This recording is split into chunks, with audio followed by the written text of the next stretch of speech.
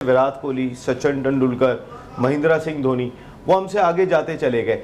मैं आतिफ ये इससे एग्री करेंगे कि कितना बड़ा जो फर्क आया है? जी बिल्कुल, जिस तरह से वो लोग इंडियन आईपीएल क्रिकेट और इंडियन क्रिकेट में चेंज है, आपको पता है बहुत फ़र्क आता है, क्योंकि वो लोग पॉजिटिव क्रिकेट खेलते हैं। सबसे मेन चीज़ देखें, किसी भी क्रिकेट हल्के के लोग अगर आप बात करते हैं, डिपार्टमेंट क्रिकेट हो, पाकिस्तान क्रिकेट हो, कोई भी क्रिकेट हो, अगर उसका समझ लें कि वो बोर्ड स्ट्रॉन्ग है, I mean Indian cricket board strong है, तो उन्होंने अपनी क्रिकेट पे फोकस किया और देखें आज वो लोग हमसे डोमिनेट करके ऊपर चले गए। तो वजह ये, आज से पहले 90s में हम लोग डोमिनेट कर रहे थे।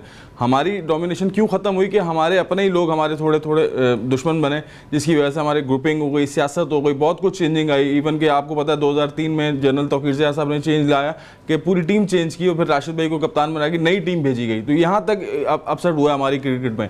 तो देखें, इस तरह से अगर क्रिकेट हमारी अगर अभी भी चलती रही और अभी भी चेंजिंग नहीं आई या हम लोगों ने राइट डिसीजन नहीं लिए, तो फिर ये हमें नुकसान होगा आने वाले टाइम पे।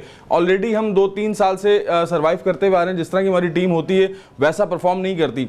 कई लड़कों की वजह से डैमेजेस हुई है टीम, कई लड़कों ने ग्रुपिंग की है, बीच में सियासत अलग चल रही है। तो वो ये सारे जब चल रही हैं चीज़ें, तो आप कोशिश करके एक स्टेप लेना चाहिए। जहां अभी आपने एक स्टेप लिया न्यूजीलैंड में, ठीक है आप टीम भेजी, सारी टीम नहीं थी, हार गई, नो इशू। तो इससे पहले भी तो सारे हमारे हीरो जा रहे थे, हार ही रहे थे।